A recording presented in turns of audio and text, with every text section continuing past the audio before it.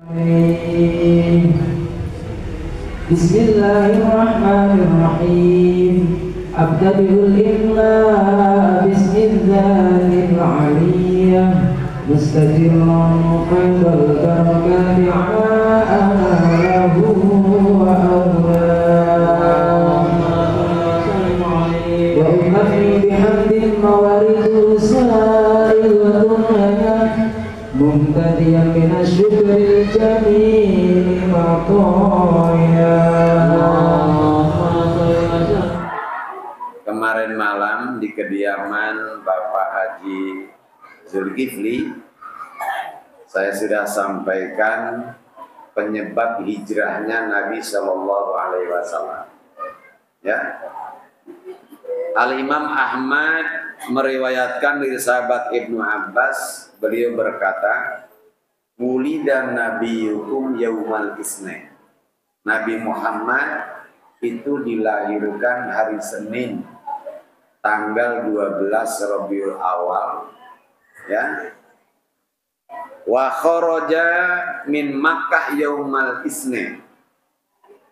Dalam perjalanan hijrah Nabi, beliau keluar dari Mekah menuju Makkah itu hari Senin tanggal 27 Safar. Ya, hari Senin tanggal 27 Safar. Kemudian wa nubbi'a yaumal isnin. Beliau juga diangkat dari Nabi itu hari Senin. Tapi dalam riwayat lain itu Jumat. Ya.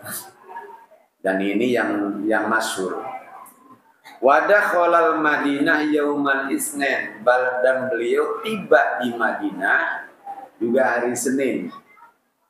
Jadi tanggal 27 Safar kemarin Allah, ya, berangkat dari Mekah.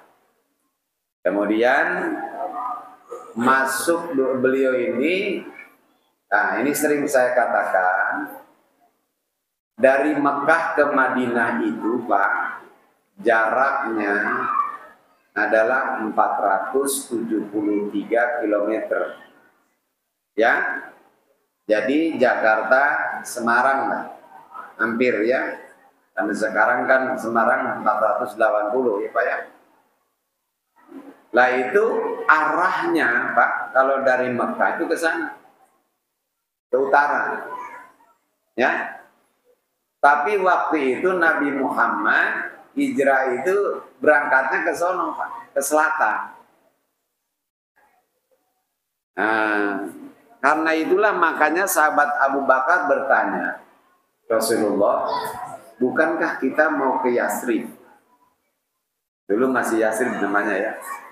Iya kata Rasul. Lah kok ke sini? Ke Yasrib kan ke sana. Itu jamaah Allah. Nah Rasulullah pergi ke selatan, masuk dulu ke Gua Sur, Senin, Selasa, Rebo, ya berangkatnya tuh. Kemisnya berangkat lagi, jadi 3 hari di Gua Sur Rasulullah. Nah, jamaah rahimakumullah, begitu Rasulullah, begitu mereka orang-orang Quraisy tahu, Pak, Rasulullah sudah tidak ada lagi di Mekah. Sebab sebelumnya kan para sahabat dulu Pak yang pada hijrah, ya. Setelah para sahabat hijrah, baru Nabi. Nah mereka bertanya Rasulullah, kok engkau nggak hijrah? Kata Rasul, apa ini ke orang Quraisy? Ya, udah kalian dulu. Kenapa? Namanya Nabi itu Pak pemimpin. Ya, namanya pemimpin nggak pantas. Harus menyelamatkan dirinya sendiri, dirinya dulu. Nggak boleh pemimpin. Jadi yang harus diselamatkan adalah rakyatnya dulu. Kayak nahkoda kapal, dia tidak akan meninggalkan apa. Jadi umatnya dulu, begitu sudah selamat umatnya, baru Nabi memikirkan keselamatan dirinya. Itu pemimpin begitu. Jadi yang enak diberikan dulu kepada umat. Bukan Nabi dulu yang pertama menikmati kesuksesan, bukan Pak, kenikmatan, tapi rakyat dulu. Gitu ya. Nah, baru Nabi nanti kalau masih ada. Pemimpin begitu. Bukan rakyatnya sengsara, dianya. Ada emang yang begitu pemimpin? Enggak ada Pak, enggak ada. Dulu itu zaman Nabi Adam, ya. Sekarang enggak ada yang begitu Pak. Apalagi pemimpin-pemimpin di Indonesia, sejempol banget. Ya, loh kalau orang Islam begitu Pak, namanya Nabi Uswatun Hasanah ya begitu. Nah, jamaah rahimallah. Kemudian, lah kok kesini kata apa? Katanya Rasul. Jadi begitu tahu mereka Rasulullah sudah pergi, Pak, sudah tidak ada. Wah, Abu Jahal, Abu Lahab, ini bingung mereka Pak. Bahaya kalau Nabi Muhammad sampai ke Madinah. Karena itu beliau sidang para tokoh-tokoh. Sekaligus beliau memberikan sayembara, siapa yang bisa menangkap Muhammad hidup atau mati 100 ekor onta. Coba 100 ekor onta Pak. Onta itu sekarang antara 20 sampai 25 juta Pak. Jadi kalau 100 berarti antara 2 sampai 2,5 miliar Pak. Gitu. Tuh yang bisa menangkap hidup atau mati Nabi Muhammad. Istrinya Abu Sufyan, Hindun, menambah lagi kalau dia seorang budak merdeka. Jadi sudahlah 100 ekor onta merdeka lagi. Siapa yang nggak tertarik? Apalagi orang miskin, inilah kesempatan jadi orang kaya. Maka diantaranya yang ikut lomba ya untuk menangkap hidup atau mati Rasulullah namanya Suroko. Dia ini ahli pencari jejak.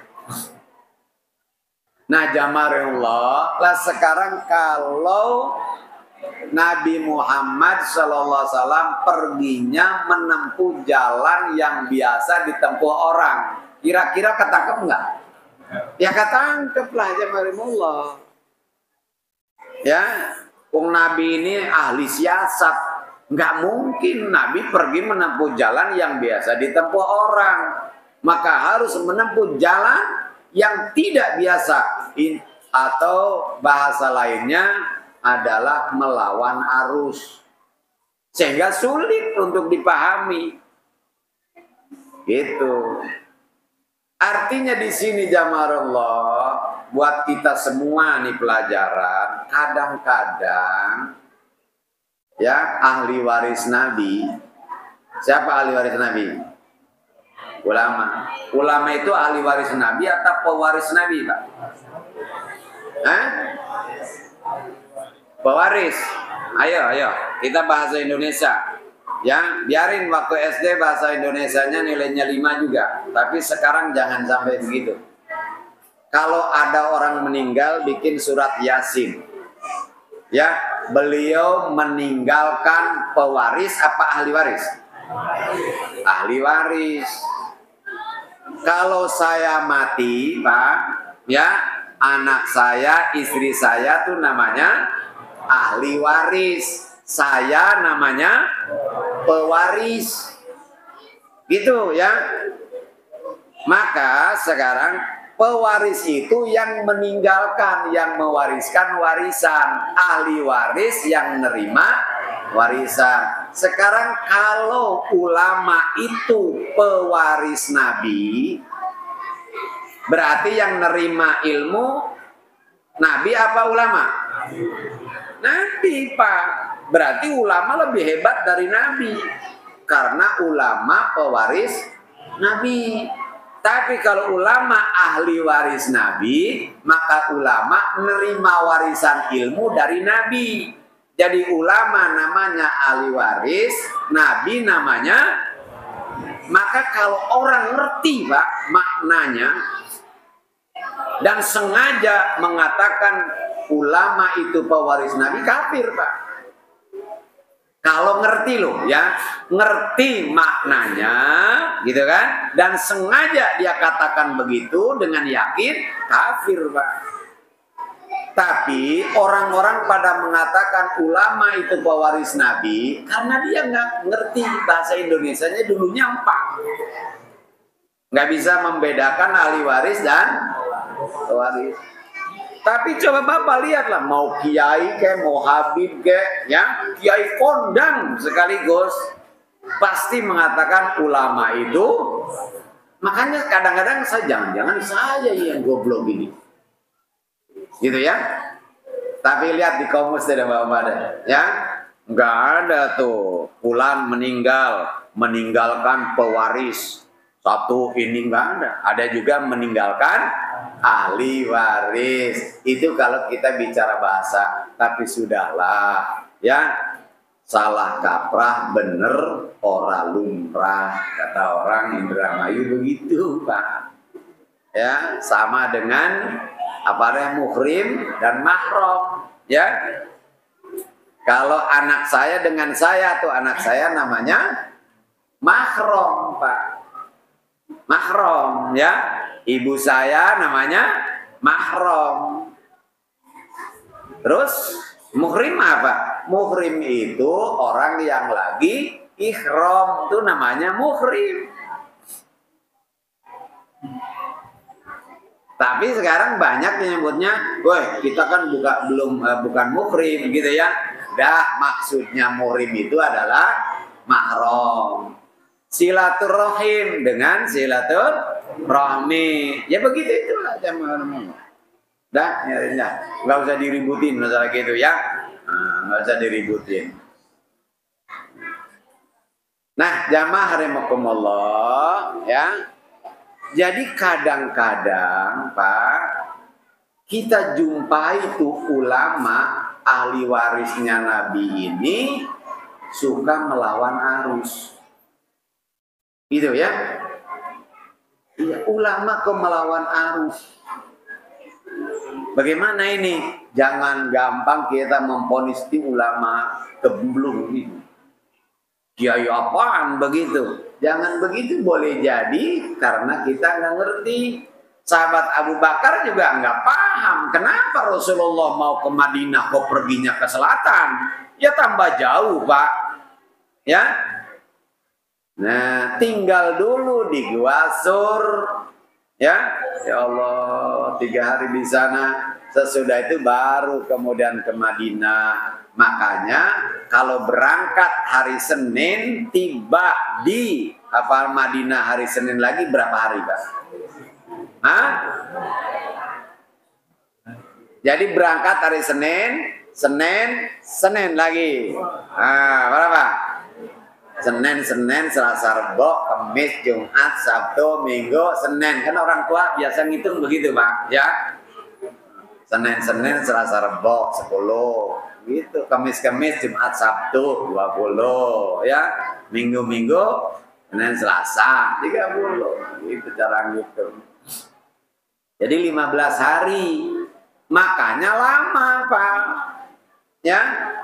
Lama 15 hari ya Allah, ya Allah. Qala Muhammad bin Ishaq wa kana Abu Bakrin hina sta'dana Rasulullah sallallahu alaihi wasallam fil hijrati faqala lah. Muhammad bin Ishaq berkata ketika Abu Bakar minta izin kepada Rasulullah untuk turut hijrah, kata Rasul begini, la ta'jal 'ala Allah ya ayaj'ala laka sahiban. Jangan tergesa-gesa. Jadi ngelihat sahabat-sahabat udah pada hijrah, sahabat Abu Bakar pingin ikut hijrah ya, pingin supaya melaksanakan perintah Rasul. Kata Rasulullah, jangan buru-buru katanya ya. Jangan tergesa-gesa Abu Bakar. Barangkali Allah mau menjadikanmu seorang teman. Itu ya. Maka qadtama ayyakuna Rasulullah sallallahu alaihi wasallam innama yakni nafsah. Maka ketika Rasul bersabda begitu, sahabat Abu Bakar ini berharap sekali kalau yang dijadikan teman Rasul itu adalah dirinya. Jadi berharap besar kalau nanti yang mendampingi Rasul itu adalah sahabat Abu Bakar. Fabta'a rakhilataini habasahuma fi darihi bi'alfihima i'dadan lidzalik. Maka Rasul kemudian beliau sahabat Abu Bakar membeli kendaraan, yakni onta, 2 belinya. Nabi belum hijrahnya, belum tahu Pak. Sahabat Abu Bakar sudah persiapan. Dia beli onta yang bagus, ya. Nah kemudian istarohuma bisamani mi'ati dirhamin, yang beliau beli dengan berapa itu? 800 dirham. 800 dirham itu Pak, kalau dirupiahkan sekarang itu adalah 80 kali 4,25 gram. Jadi 800 dirham sama dengan 80 dinar. 1 dinar 4,25. Jadi berarti 80 kali 4,25 berapa? Hah? Banyak enggak? Kalau 1 gram emas murni itu 1 juta, dikalikan 1 juta. Berapa itu Pak? Berapa? Banyak udah. Nah, banyak penyedang. Ya, ya Allah itu. Kemudian an Aisyah ummul mukminin annaha qalat kana la yuqti Rasulullah ayati Abi Bakrin ada tarfan nahar imma bukrah wa imma siyah hatta idza kana al-yaum alladhi adinallahu fihi rasulahu sallallahu alaihi wasallam fil hijrah wal khuruj min Makkah min baini darai qaumihi atana Rasulullah sallallahu alaihi wasallam bil hajrah fi sa'atin kana la fiha. Jadi begitu Nabi sudah diperintahkan oleh Allah ya meninggalkan rumah menuju rumah sahabat Abu Bakar, maka Rasulullah datang di malam hari. Ya. Jadi fi sa'atin kana la ya'ti fiha, datang ke rumah Abu Bakar itu pada waktu yang tidak biasa Nabi bertamu. Nabi itu nggak pernah Pak bertamu malam hari, nggak pernah. Nabi kalau bertamu siang hari. Apalagi bertamunya jam 11 malam, nggak pernah itu Nabi. Udah datangnya jam 11 atau jam 10 sambil bawa kotak catur. Nggak pernah banget itu Nabi. Nah, bertamu jam 10 sambil bawa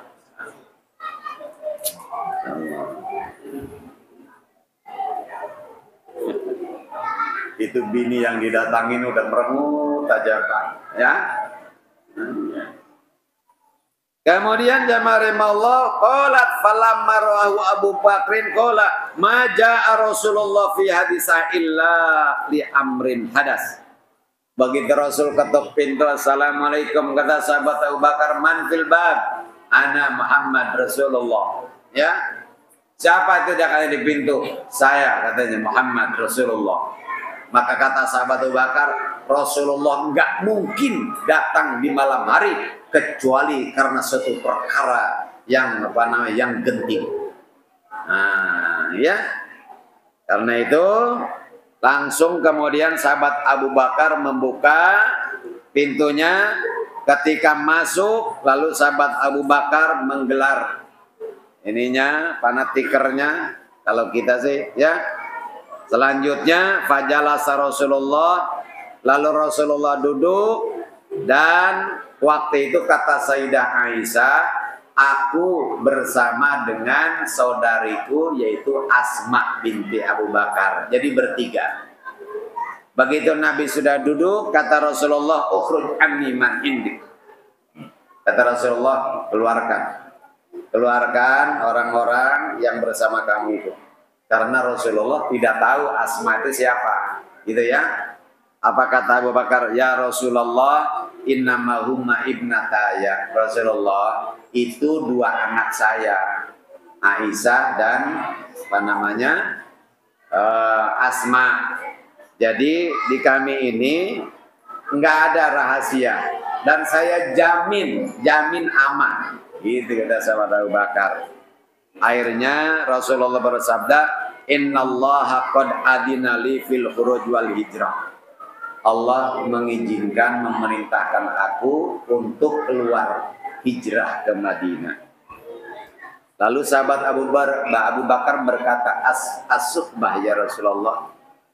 Anda meminta teman ya wahai Rasulullah? As-suhbah ya. Saya meminta kamu nemenin saya hijrah. Kata Sayyidah Aisyah radhiyallahu, fa wallahi ma sya'urtu qattu qabla dzalikal yaum anna ahadan yabki minal farah hatta ra'aitu Abu Bakrin yauma idin yabki. Demi Allah, kata Sayyidah Aisyah, aku belum pernah merasakan sama sekali sebelum hari itu ada seseorang yang nangis kegirangan dibandingkan dengan tangisnya Abu Bakar As-Siddiq. Padahal itu resikonya mati, Pak. Jadi sahabat Abu Bakar begitu oleh Rasulullah diminta dia untuk menemani perjalanan Rasulullah, nangis sahabat Abu Bakar saking girangnya. Ya Allah. Padahal jamaah rahimallah, resikonya nemenin Rasulullah mati. Tapi bangga beliau, andai mati udah senang dia karena mati menemani perjalanan Rasulullah Sallallahu Alaihi Wasallam. Ya. Kemudian sesudah itu kata sahabat Abu Bakar, ya Nabi Allah, inna hataini rahilataini untuk a'dadtuhuma lihada.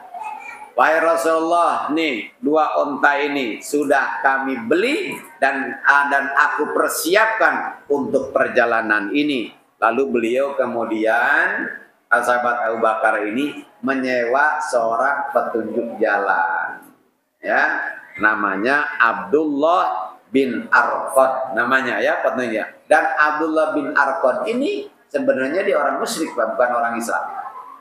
Tapi bagi dia jujur Pak, karena dia ini adalah usaha, jadi nggak ngerti masalah akidah atau apa tidak.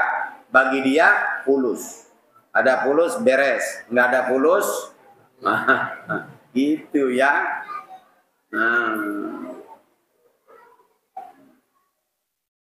Itu Bani Daul bin Bakar. Kemudian jamaah rahimallah, maka berangkatlah Nabi Muhammad Sallallahu Alaihi Wasallam bersama sahabat Abu Bakar meninggalkan rumah Abu Bakar di malam hari, berarti malam Senin. Berangkatnya ya, berangkat tuh, yaitu ke apa namanya? Kalau malam Senin kan udah hari Senin Pak, ya kayak sekarang nih. Kalau hitungan Komariah ini sudah masuknya Minggu ya. Kalau Samsiah kan masih Sabtu nanti pertengahan ya.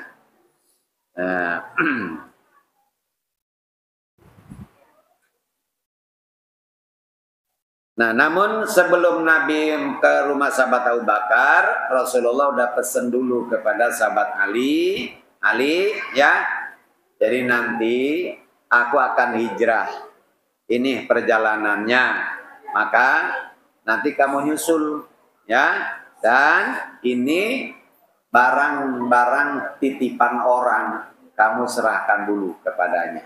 Oh, nih Bapak mau pergi umroh, Bapak mau pergi haji, ada orang yang nitip sesuatu kepada kita. Sebelum berangkat, kembalikan dulu tuh titipan orang ya. Kalau Bapak punya hutang, maka minta izin dulu kepada piutang, kepada orang yang ngutangin. Pak, saya minta izin, saya kan punya hutang sama Bapak, saya mau umroh. minta izin boleh enggak? Kalau kata dia enggak boleh Bapak pergi Pak. Ya, enggak boleh pergi walaupun untuk pergi haji. Kalau kata yang ngutangin, ente boleh pergi umroh atau haji tapi bayar dulu utang. Masa pergi haji bisa bayar utang enggak? Hah? Nah itu ya. Karena itu nggak usahlah Bapak ikut-ikutan pergi utang arisan, pergi haji atau umroh ikut arisan. Itu namanya Bapak utang. Belum wajib, Pak. La yukallifullahu nafsan illa wus'aha. Nggak usah dipaksakan. Begitu pulang haji Bapak mati, berarti Bapak ninggalin utang buat kepada ahli waris. Kata anak kita apa? Orang-orang mah mati ninggalin warisan, ini ninggalin utang, nyusahin. Kata anak begitu, Pak. Jangan merasa kita ini masih muda, umur kita masih panjang. Kan banyak, Pak, kakeknya masih hidup, cucunya udah mati kalau umur begitu. Jadi kayaknya semangat keagamaannya bagus, Pak. Pingin umroh. Masa pingin umroh nggak boleh, Pak? Bukan nggak boleh, jamarumullah, ada aturannya. Belum diwajibkan Bapak untuk haji atau umroh. Yang diwajibkan haji dan umroh adalah manis tato'a ilaihi sabilan. Orang yang mampu perjalanannya. Kalau nggak mampu ya enggak, Pak. Nggak usah dipaksakan. Wong Allah memberi kemurahan. Kok kita malah ngototnya? Nah, jamarumullah. Jadi kayaknya bagus, padahal itu nggak bagus. Makanya sering saya katakan, dalam menjalankan agama, tidak cukup sekedar semangat keagamaan, tapi harus ditunjang oleh ilmu, Pak. Ya, oleh ilmu. Islam itu tidak akan menyengsarakan pemeluknya, ya, nggak bakal bikin susah. Baik. Maka keluarlah berangkat Nabi Muhammad sambil membaca doa, Alhamdulillahilladzi khalaqani walam aku syai'a. Segala puji bagi Allah yang telah menciptakan aku padahal aku ini bukan apa-apa, belum jadi apa-apa. Ya. Allahumma a'inni ala haulid dunya. Ya Allah, tolonglah aku untuk mengatasi harum biru di dunia. Keadaan yang mencekam di dunia, wabawa ikid dahar, dan juga kejahatan masa, wa masoibil layali wal ayam, dan juga dari musibah-musibah yang terjadi di malam maupun di siang hari. Allahumma shabni fi safari. Ya Allah, temanilah aku dalam perjalananku. Allah wakhlufni fi ali. Ya, kemudian juga minta supaya digantikan untuk keluargaku, wa barik li fi marozakoni, dan juga berkatilah rizki yang kau karuniakan kepadaku. Dan cukup panjang Pak ada doanya, ya. Artinya jamarullah, kalau kita bepergian, walaupun doanya tidak sama dengan yang diucapkan oleh Nabi, tapi mintalah kita perlindungan kepada Allah Subhanahu wa taala, ya. Ya, bagaimana perlindungannya? Ya pokoknya minta kita ini supaya diselamatkan oleh Allah, badan kita, agama kita, harta benda kita, orang-orang yang menemani perjalanan kita. Intinya lah seperti itu. Sampaikan ke tempat tujuan dengan selamat, ya.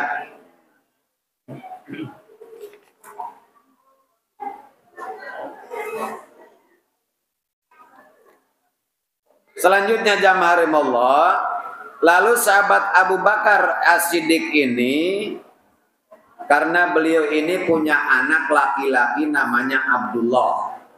Beliau juga punya maula. Maula itu mantan budak, Pak. Namanya Amir bin Fuhairah.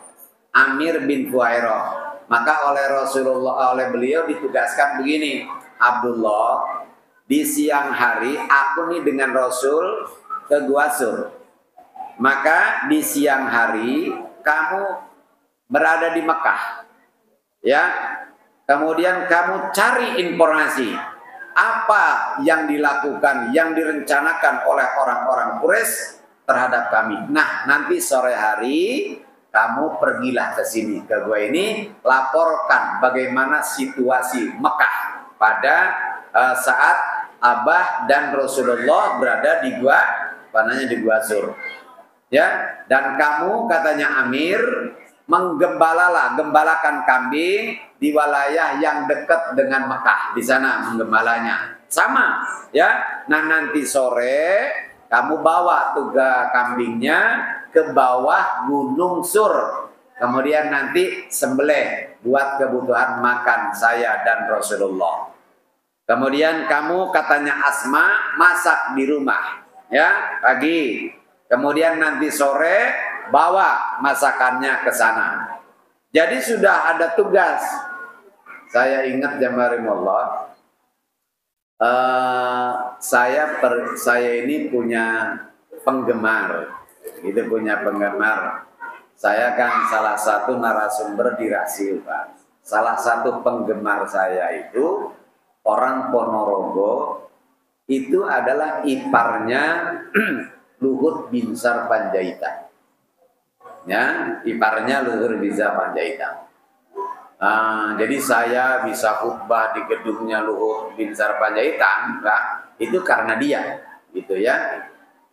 Nah, kemudian dia cerita kepada saya, Pak Ustadz, katanya, itu kalau ada demo, di antaranya saya itu yang ditugaskan untuk membagi-bagikan, ya, nasi kotak, ya, di antaranya dengan yang lain.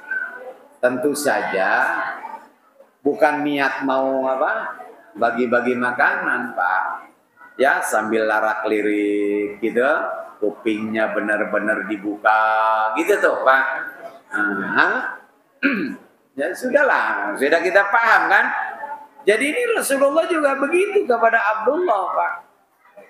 Jadi yang di Mekah itu tidak semua orang Quraisy, tapi ada orang-orang Rasulullah. 212 peristiwa di bukan berarti semua adalah anggota 212, ya. Yang berlawanan 212 juga ya ada di dalamnya. Itu sudah biasa lah ya, begitu ya. Nah, begitu ya jamarullah. Kemudian ini Asma ini jamarullah itu karena membawa nanti makanan dan dia tidak punya kain, akhirnya gespernya dirobek jadi 2, Pak. Untuk ngikat tuh makanan kalau dibawa ke sana. Sehingga beliau dikenal Datun Nitokoin. Ya, adalah wanita yang mempunyai 2 ikat pinggang. Karena saat ikat pinggang yang tadinya 1 dirobek jadi 2, gitu. Sehingga dikenal dengan sebutan Datun Nitokoin. Itu adalah Siti Asma. Selanjutnya jamaah rahimakumullah, di samping unta yang tadi beli 800 dirham, juga sahabat Abu Bakar sudah menyiapkan harta buat bekal perjalanan beliau, yaitu sebanyak 5.000 dirham. Ya, ingat, 1 dirham itu 1/10 dinar, berarti 500 dinar dikalikan 4,25. Kalau 1 gram murni sekarang harganya 1 juta, ya kurang lebih lah Pak, antara 2, sekian miliar, ya. Itu membuat perjalanan. Karena masalahnya apa? Dia ini mau membawa Rasul, enggak mau Rasulullah itu harus makan sembarangan. Yang namanya murid, ya kan? Dah, sekaranglah Bapak bawa guru, jalan-jalan kemana? Mampirnya mau ke restoran,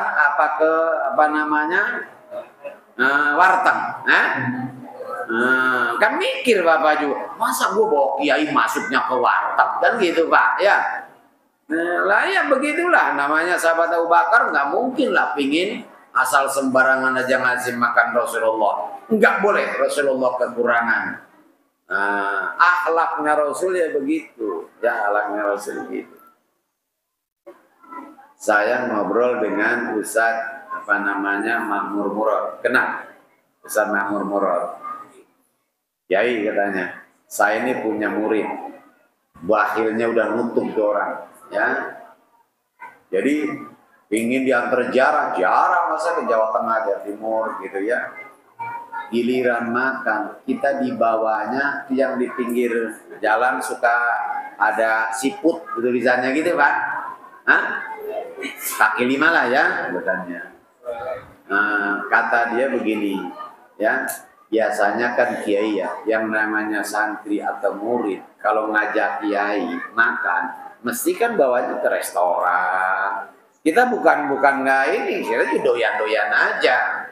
Cuma kan luar biasa ini katanya jamaah. Lalu dia ngomong begini, kiai, ya orang-orang seperti inilah yang ekonominya harus kita majukan. Kalau restoran itu pemiliknya orang-orang kaya, ya. Jadi kalau kita membeli di sana, kita memberi keuntungan kepada orang kaya. Tapi kalau orang seperti ini, nah inilah yang harus dihidupkan. Bener nggak argumentasi dia Pak? Bener banget Pak. Hah? Bener banget argumentasi dia. Tapi pemahaman Kiai Makmur Murad ke situ nggak? Enggak, siapa juga lah. Atau emang gua gak tahu kan dulu, gitu Pak. Ya. Nah ini jamaah Allah. Jadi dalilnya bagus. Saya punya jamaah yang kawin lagi Pak. Kawin lagi nih ceritanya. Anaknya siapa juga udah ngomongin nggak didengar sama dia. Dia ngadu sama saya. Pak Ustadz katanya, saya itu bukan pingin banget ya bini gua Pak Ustadz. Ini orang jauh dengan agama dan dia ini sekarang lagi ingin belajar agama, karena itu dia minta dibimbing oleh saya, diajarin wudu, diajarin sholat. Dan salahkah Pak Ustadz kalau saya ngebimbing dia? Enggak, bagus itu. Tapi pertanyaannya, apakah ngebimbing harus dikawin Pak? Hah? Iya, coba dalilnya ada Pak, ya. Kalau orang demen Pak, kupingnya budeg, matanya, jangankan ente yang nasehatin, kiai yang nasehatin nggak beli denger. Ustadz nggak tahu maksud baik saya tuh, coba Ustadz digituin Pak. Emangnya gampang. Subhanallah, ya.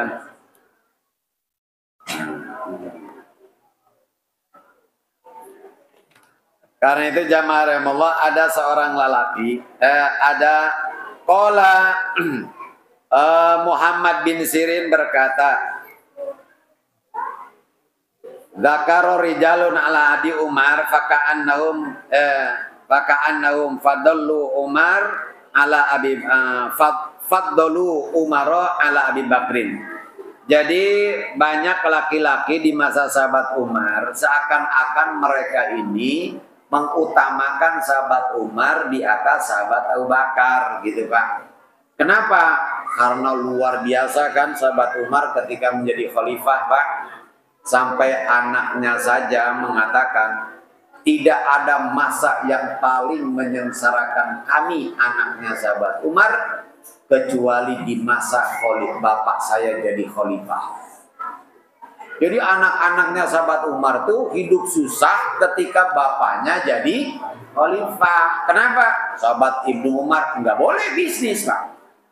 Apalagi kalau umpamanya ada biasa menawarkan proyek, nanti beli itu apa? Tender ya. Itu nggak boleh sahabat Ibnu Umar ngikut Pak. Oleh sahabat Umar. Kata sahabat Umar, Pak, saya tahu hukum Pak. Saya ngerti, saya tidak akan menggunakan nama baik Bapak sebagai kepala negara. Apa kata sahabat Umar? Ibnu Umar. Sahabat Umarnya. Abdullah. Mereka tahu nggak kalau kamu anakku? Iya. Lah, itulah masalahnya. Kecuali mereka tidak tahu kalau kau anakku. Bagaimanapun juga tetap mereka akan segan ketika harus berlawanan dengan anaknya khalifah. Makanya nggak ada pak anak-anaknya sahabat Umar yang jadi pejabat. Nggak ada pak, nggak boleh sama bapaknya. Oh bisnis saja nggak boleh, makanya sengsara hidupnya. Tuh, itulah makanya mereka banyak yang mengatakan sahabat Umar ini lebih utama dari sahabat Abu Bakar As-Siddiq radhiyallahu anhu. Ya. Lalu kemudian apa kata sahabat Umar? Wallahi lailatun min Abi Bakrin khairu min ali Umar. Demi Allah satu malam yang dilakukan oleh Abu Bakar lebih baik dari ibadah seluruh keluarganya Umar. Ya. Wala yaumun min Abi Bakrin khairu min Ali Umar. Demi Allah satu hari yang dilakukan oleh Abu Bakar lebih baik dari yang dilakukan oleh seluruh keluarganya Umar bin Khattab radhiyallahu anhu. Kenapa bisa demikian ya Allah? Karena perjalanan Abu Bakar mengandung resiko kematian. Ya. Kemudian begitu berjalan Pak, itu sahabat Abu Bakar itu kadang di depan, kadang di belakang Nabi, kadang di samping kanan, kadang juga di samping kiri. Sampai Rasulullah bertanya, ya Abu Bakrin, laukana sayun la ahbabta ayyakuna bikaduri. Wahai Abu Bakar, kalau ada sesuatu buruk yang akan terjadi, engkau lebih suka itu menimpa kamu daripada aku. Kata Abu Bakar, "Na'am walladzi ba'atsa bil haqq." Ya, demi zat yang mengutusmu dengan membawa kebenaran. Benar sekali Rasulullah. Jadi sahabat Abu Bakar tidak rela kalau ada kejadian buruk menimpa Rasul, tidak menimpa dirinya. Dia lebih baik menimpa dirinya daripada kepada Rasulullah. Karena itulah Rasulullah bertanya, Abu Bakar, kenapa kamu jalan itu muter-muter? Kadang di depan, kadang di belakang, kadang di kanan, kadang di kiri, gitu Pak. Ya. Kata sahabat Abu Bakar, Rasulullah, ketika saya berada di belakang, ya, seakan-akan saya lihat itu musuh dari depan sedang menuju engkau. Karena itu saya segera menuju ke depan. Tapi ketika saya berada di depan, seolah-olah pasukan orang-orang Quraisy lagi mengejar engkau dari belakang. Karena itu segera saya pergi ke belakang. Ya, ketika di belakang saya melihat kayaknya ada di sebelah kanan, makanya segera berada di sebelah kanan Rasul. Begitu Pak. Intinya apa? Sebelum mereka menyentuh Rasulullah harus melangkahi dulu. Nah, Abu Bakar coba Pak itu kayak begitu Abu Bakar. Itulah makanya ketika sahabat Abu Bakar sampai di Gua Sur, kata sahabat Abu Bakar, Rasulullah, tunggu dulu di sini biar saya periksa dulu ya Gua Surnya. Nanti kalau sudah aman, makanya beliau masuk Pak. Ya malum gelap Pak, diperiksa-periksa gitu ya. Akhirnya sudah keluar sahabat Abu Bakar. Begitu sudah keluar Rasul, ya Allah, lupa katanya lubang-lubangnya. Siapa tahu di dalam itu ada lubang-lubang yang biasa ditempati oleh ular. Makanya dia raba-raba semua lubang-lubang itu Pak, barangkali ada lubang. Merasa sudah aman, turun diizinkan Rasulullah supaya masuk. Masuklah Rasulullah Pak. Karena lelah Rasulullah capek Pak. Capek tidur di pangkuan sahabat Abu Bakar Siddiq. Begitu lagi tidur, pas mulai tidur, sahabat Abu Bakar mendengar ada suara desisan ular. Ya, waduh katanya ini suara ular nih kata sahabat Abu Bakar. Bingung sahabat Abu Bakar mau bangun, takut membangunkan Rasul. Tapi kalau nggak bangun, bagaimana kalau ular menggigit Rasulullah? Ya, dan itu ternyata dari lubang di depan dia, Pak. Akhirnya sahabat Abu Bakar, jamarimullah, itu menjulurkan kakinya, dimasukkan jempol kakinya ke lubang yang ada ularnya. Begitu nutup dipatok sama ular. Nah, bisa ular apa namanya? Padang pasir kan terkenal, Pak. Masuk menjalar tuh apa? Ininya bisa ya. Biru menahan rasa sakit biar jangan bergetar, sahabat-sahabat, karena takut nanti membangunkan Rasulullah, Pak. Dia gigit bibirnya, gitu, Pak. Mungkin karena saking sakitnya gigitnya tambah kenceng, nggak disadari luka bibirnya ini, Pak. Begitu luka mengeluarkan darah, darahnya netes ke kening Rasulullah SAW. Bangun Rasulullah, apa darah? Begitu dilihat muka sahabat Abu Bakar sudah membiru, Pak. Oh, sadar Rasulullah.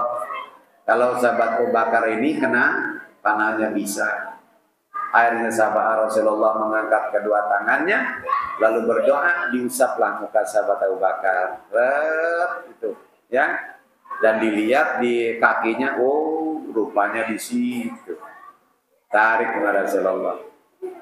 Kata Rasulullah, Abu Bakar, kenapa kamu lakukan ini? Rasulullah, kalau katanya Abu Bakar mati, apa artinya Abu Bakar buat Islam? Tidak akan terhenti Islam hanya karena kematian Abu Bakar. Tapi kalau engkau yang jadi korban, ya, ular ini Rasulullah, bagaimana nasibnya Islam? Jadi sahabat Abu Bakar rela dia mengorbankan jiwanya, dirinya, asal Islam hidup, asal Islam berkembang. Coba jamarullah, ya Allah, sahabat Abu Bakar. Ya, Rasulullah, makanya seandainya aku boleh menjadikan salah seorang sahabat sebagai sahabat paling istimewa, Abu Bakar yang aku jadikan sebagai sahabat istimewa. Tapi Islam tidak membenarkan itu. Ya, Rasulullah harus menjadikan semuanya sama, Pak. Mau Abu Bakar, Umar, siapapun juga. Akhirnya Rasulullah penasaran, dipanggil itu ular, Pak. Kenapa kamu patok sahabat saya? Kata ular, dengan izin Allah, ular berbicara, wahai Rasulullah, bertahun-tahun saya mendengar namamu.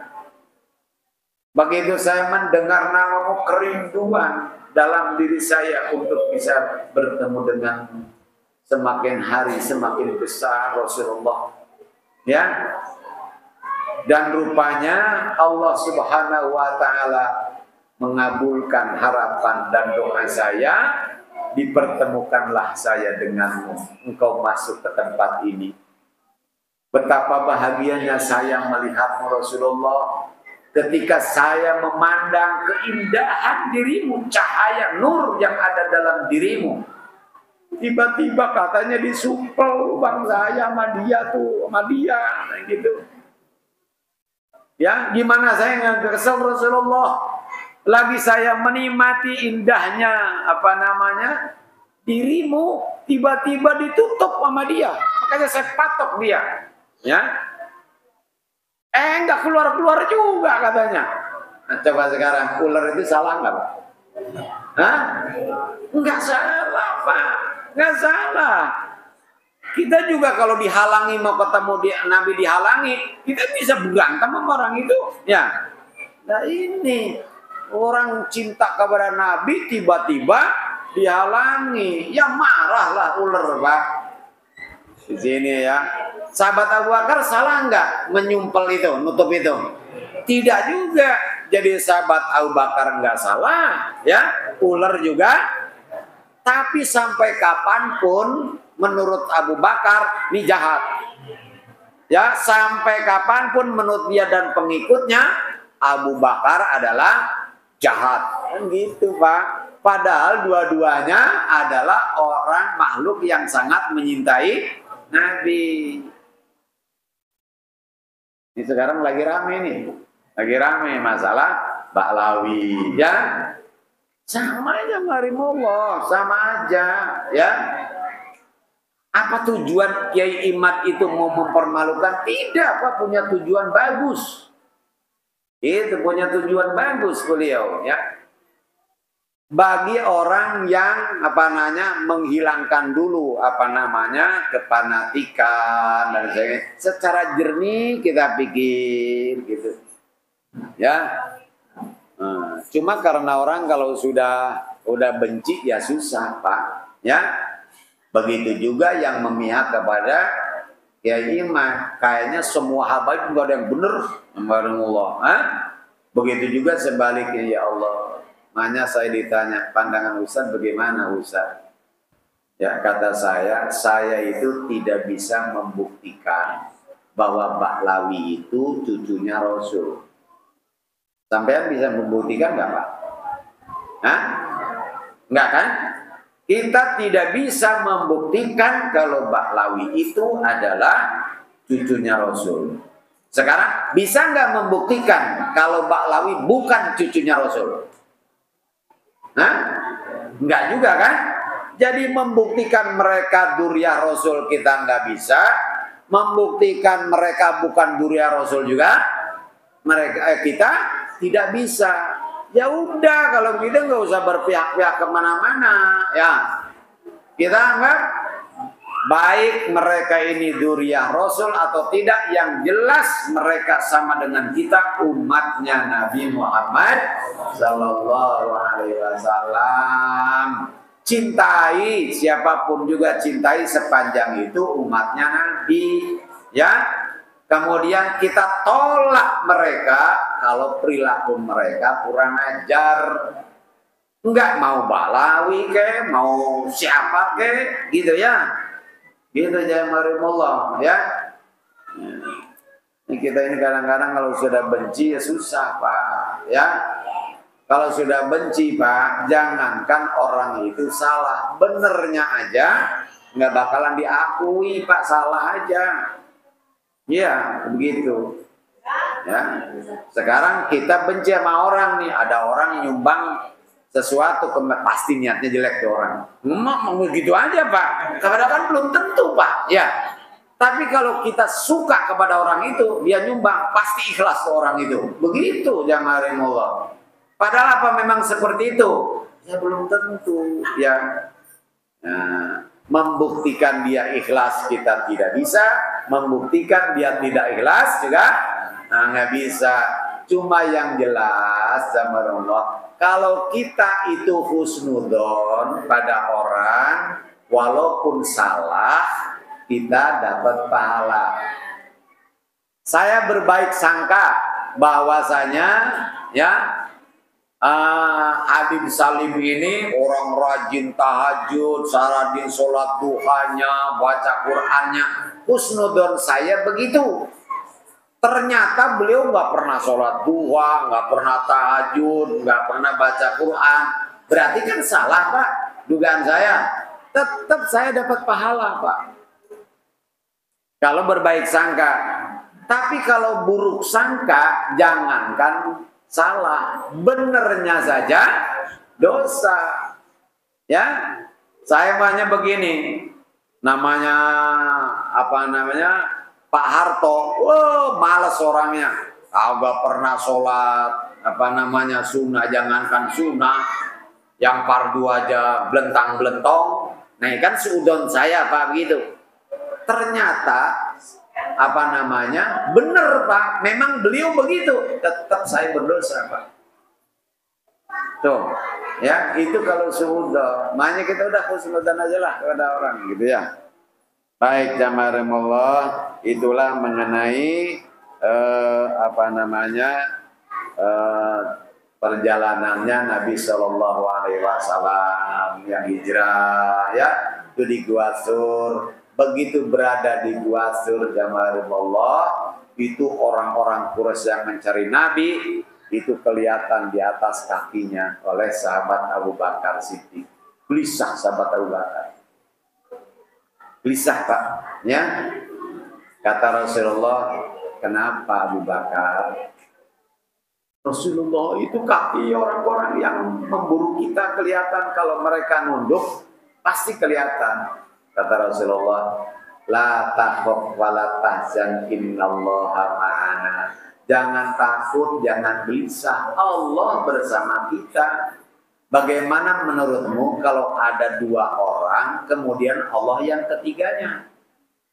Tuh, ini namanya tawakal Rasul Pak kepada Allah, luar biasa sekali. Padahal jamaah Allah nggak ada jalan keluar Pak, nggak ada jalan keluar. Kalau mau lari ya harus ke arah yang orang ada di atas itu Pak. Tapi Rasulullah tenang. Kenapa? Karena Rasulullah pasrahkan jiwa dan raganya secara total kepada Allah Subhanahu wa taala. Percaya sepenuhnya. Ini yang disebut dengan tawakal, Pak. Ya? Tawakal, menyerahkan seluruhnya kepada Allah. Karena apa? Pada saat itu Nabi sudah tidak bisa lagi ikhtiar. Artinya kita serahkan sepenuhnya kepada Allah, nggak perlu ikhtiar. Kalau jalan untuk ikhtiar tertutup, tapi kalau jalan untuk ikhtiar masih ada, nggak benar Pak menyerahkan kepada perbuatan Allah, ya, nggak benar. Nih Bapak sakit itu jamaah Allah, ya, ada kalanya ikhtiarnya itu harus, nggak boleh menyerahkan kepada perbuatan Allah. Contoh sakit, perbuat hal yang nggak enak, lapar, haus, itu kan termasuk nggak enak Pak. Madorot kan itu, makanan ada, minuman ada, kita lagi lapar, kita lagi haus, padahal makanan punya, minuman punya. Nggak boleh Bapak mengatakan saya pasrahkan kepada Allah. Kalau Allah menghendaki, maka bisa saja nasi itu masuk ke dalam mulut saya, ya, dan tanpa dikunyah pun dia akan masuk ke dalam perut saya. Ini murni orang gendeng ini, Pak. Ya, nggak benar ini begini, jamaah Allah. Kenapa? Ya, karena ikhtiar seperti ini wajib dilakukan, tidak boleh Pak menyerahkan kepada perbuatan Allah. Yang kedua sekarang sakit. Nah ini ikhtiarnya ini jamaah Allah adalah madnun, artinya diduga. Kalau kita umpamanya sakit kepala, biasanya Bapak sembuhnya kalau minum bodrek misalnya. Pasti enggak kalau minum bodrek itu hilang sakit kepalanya? Tidak kan kalau pasti. Cuma biasanya, nah dengan bodrek, maka yang terbaik buat Bapak setiap sakit kepala minum bodrek. Kalau nggak minum bodrek boleh enggak? Boleh, cuma yang terbaik minum bodrek, gitu Pak. Nah sekarang ikhtiar tidak diperlukan. Serahkan sepenuhnya kepada Allah. Kalau ikhtiar itu adalah sangat kecil kemungkinannya. Dokter udah mengatakan, Mas, ini Bapak bawa pulang saja, ya, kasih makan apa saja yang enak-enak, gitu, ya. Karena apa? Karena menurut ilmu medis ini sudah nggak ada harapan. Umur sudah tua, stroke, ditambah lagi komplikasi, wah udah segala macam jamaah Allah.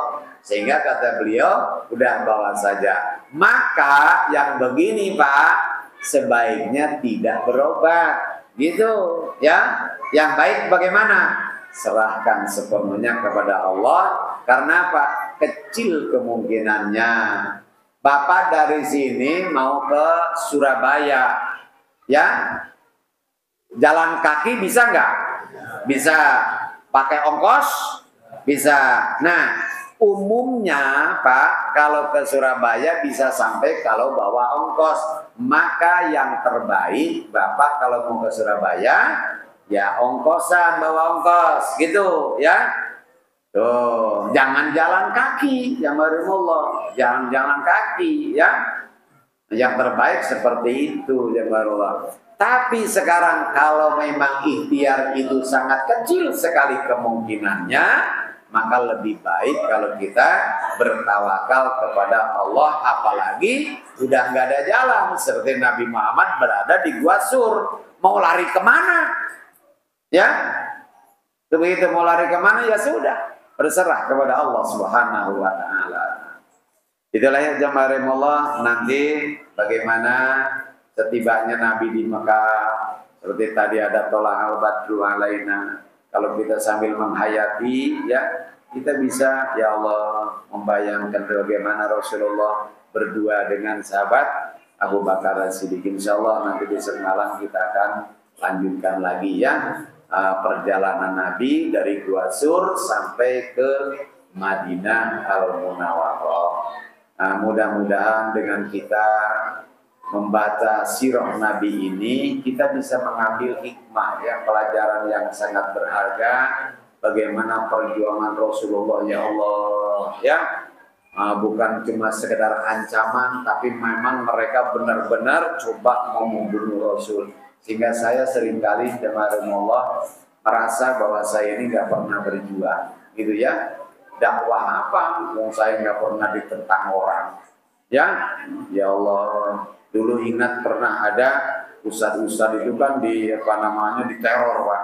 Ya, sehingga banyak ustadz yang waktunya ngajar nggak berani ngajar. Sehingga majelis taklim banyak yang libur. Kenapa? Ustadznya, kiainya nggak berani keluar rumah karena sudah ada ancaman keluar mati.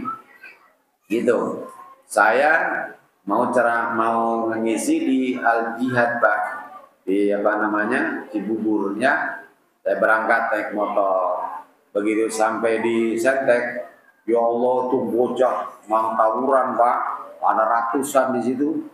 Goloknya pada telanjang Pak, diseret di jalan tuh sampai nyala jemaah rahimallah.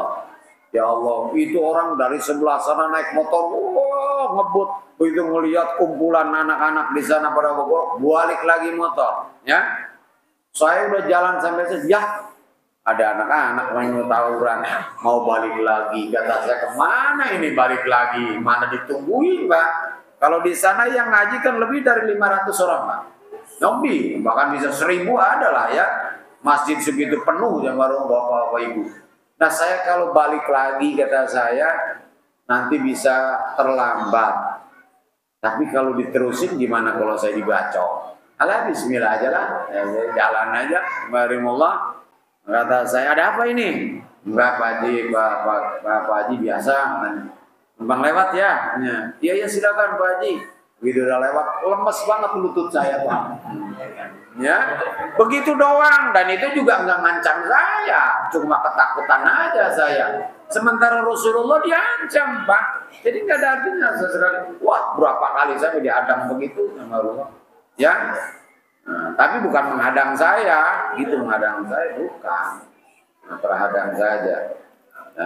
Nggak ada artinya jika dibandingkan dengan bagaimana perjuangan para ulama ya. Nah mudah-mudahan apa yang saya sampaikan sekali lagi ada manfaatnya dan kita bisa memetik pelajaran yang berharga dari perjalanan dakwahnya Nabi SAW bersama para sahabat-sahabatnya. Lebih kurangnya mohon maaf. Wassalamualaikum warahmatullahi wabarakatuh.